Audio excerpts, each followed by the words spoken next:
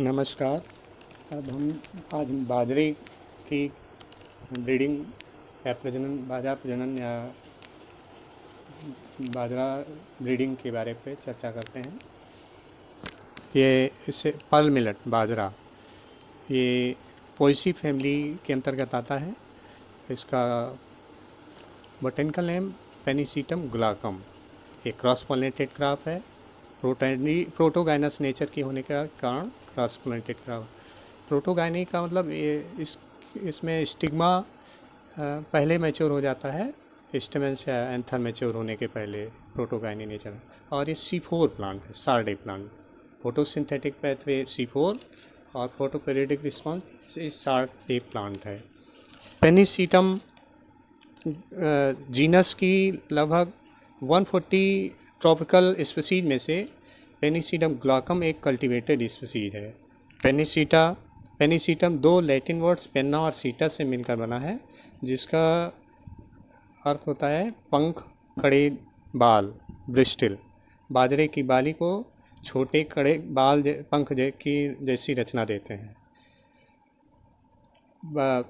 बाजरे की related species waste Africa में काफ़ी बहुतायत से विविधता पाई जाती है, इसलिए इसे सेंटर ऑफ ओरिजिन कहा जाता है। वेस्ट अफ्रीका को बाजरे का उद्भव केंद्र माना जाता है और भारत में बाजरे का आगमन लगभग 2000 वर्ष पूर्व हुआ था।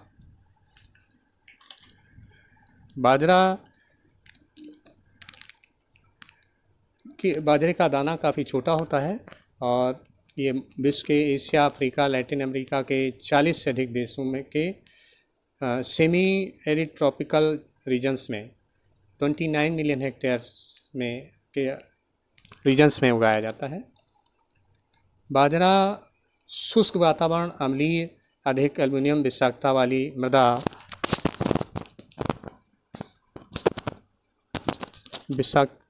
मृदा जहाँ पर धान, गेहूँ, मक्का, जौ, ज्वार की खेती नहीं की जा सकती है, वहाँ उगाया जा सकता है। भारत में बाजरे की खेती सन 2011-12 में 8.9 मिलियन हेक्टेयर में खेती की गई, जिससे करीब 9.15 मिलियन टन प्रोडक्शन प्राप्त हुआ और इसका per hectare yield 1091 kg per hectare production प्राप्त होता है। भारत में सर्वाधिक बाजरा का उत्पादन और क्षेत्रफल राजस्थान में है, लेकिन प्रोडक्टिविटी हरियाणा राज्य में सबसे अधिक है। भारत के प्रमुख बाजरा उत्पादक राज्यों में राजस्थान के बाद महाराष्ट्र, गुजरात, यूपी, हरियाणा, कर्नाटक, मध्य प्रदेश, तमिलनाडु और आंध्र प्रदेश आते हैं। बाजरे का उपयोग चारे और दाने दोनों के लिए किया जाता है, खाद्यान्न भोजन के रूप में भी और पशुओं के लिए हरे चारे और सूखे चारे के रूप में उपयोग किया जाता है। बाजरे के दाना काफ़ी पौष्टिक होता है। इनके दाने पर न तो भूसी होती है और न ही टैनिन होता है। इसके दाने में 67.5% कार्बोहाइड्रेट, 11.6% प्रोटीन और 5 to 7% ऑयल होता है। इनकी मात्रा मेज और ज्वार से अधिक होती है। अनसेचुरेटेड फैटी एसिड में ओलिक एसिड या ओलिक एसिड, लिनोलिक एसिड, इसे ओमेगा 6 फैटी एसिड कहते हैं। ये 20 to 30% पाया जाता है। और लिनोलिनिक एसिड, जिसे ओमेगा 3 फैटी एसिड कहते हैं, ये 2 to 5% पाया जाता है। इसमें सेचुरेटेड फैटी एसिड में पॉम्टिक एसिड और स्टेरिक एसिड भी पाए जाते हैं।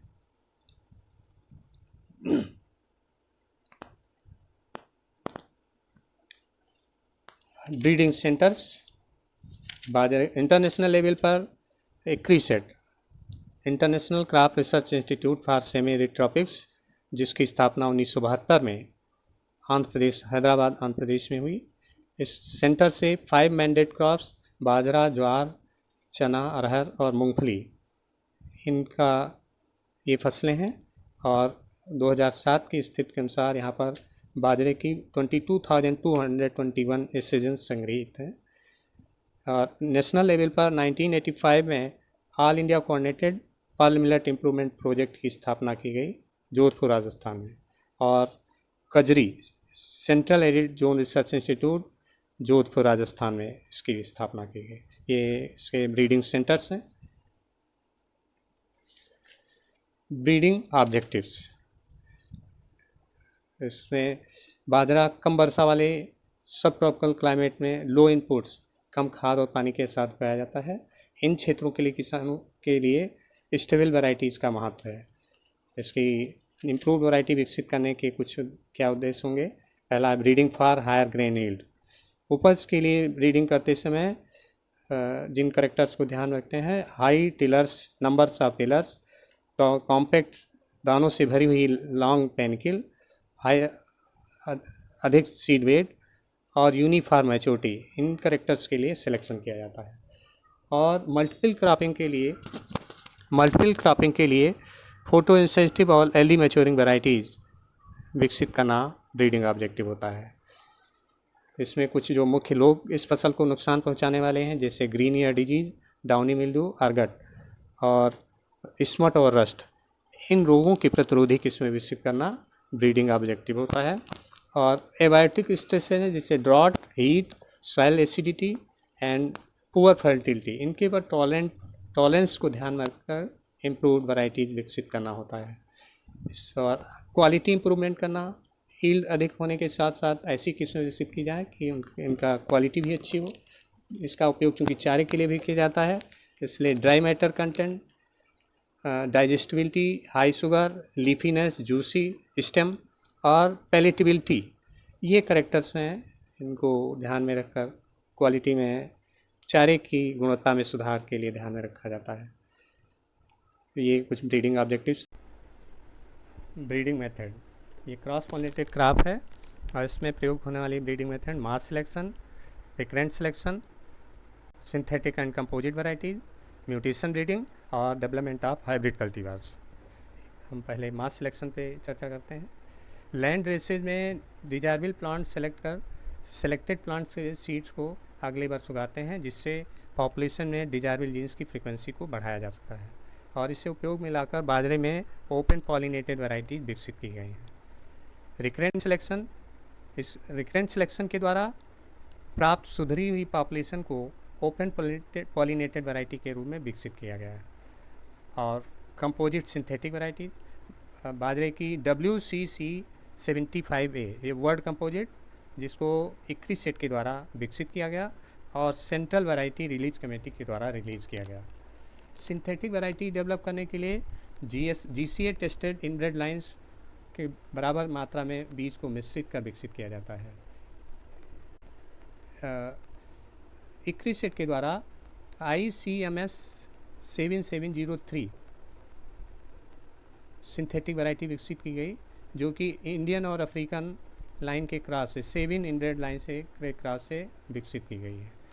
म्यूटेशन ब्रीडिंग,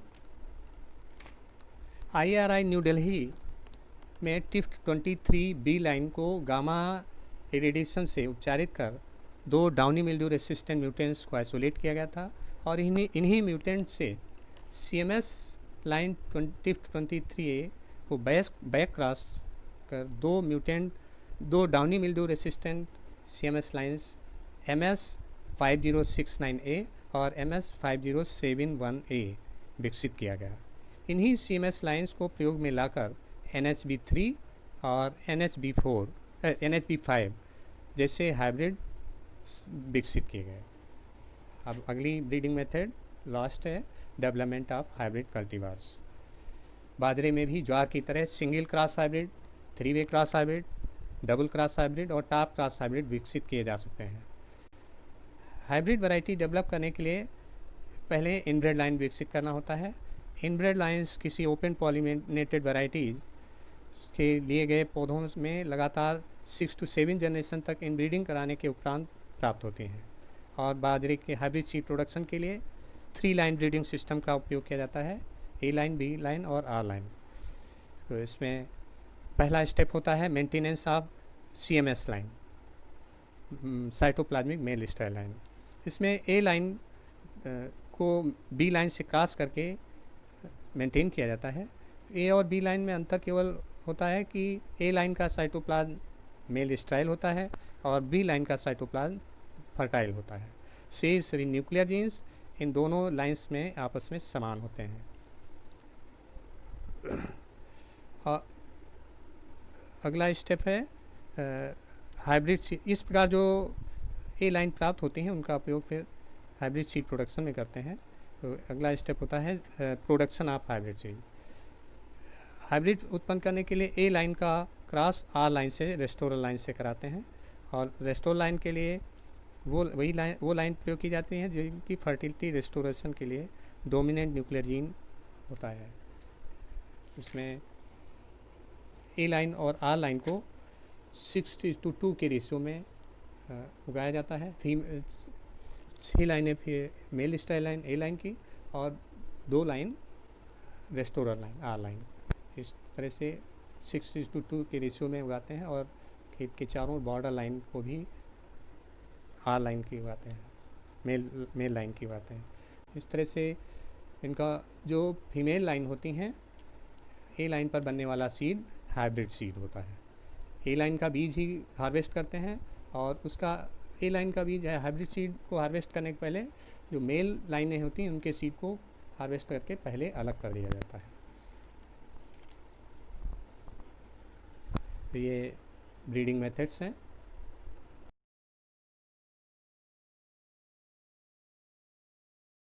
में विश्व का सबसे आधे से अधिक बाजरा भारत में उत्पादित होता है और पहले सर्वप्रथम 5 हाइब्रिड वैरायटी HB1, HB मतलब हाइब्रिड बाजरा है, HB1, HB2, HB3, HB4, HB5 ये 1965 से 72 के बीच में रिलीज की गई थी। ये सभी हाइब्रिड्स TIP23A मेल स्टेरिलिटी पर आधारित किस्में हैं। और इसके अलावा ये ICAR के द्वारा all India coordinated millet improvement project की स्थापना 1965 में IRI न्यू दिल्ली में की गई थी। बाद में मिलेट से बाजरा को अलग करके ऑल इंडिया कोऑर्डिनेटेड पल मिलेट इम्प्रूवमेंट की स्थापना पूना महाराष्ट्र में 1967 में की गई, जिससे बाद में 1995 में इसे जोधपुर शिफ्ट किया गया था, जोधपुर राजस्थान। इसकी पॉपुलर वैरायटीज हैं बाजरे की HHB23, RHP 177, HHB 216। ये कुछ अच्छी किस्में हैं बाजरे की।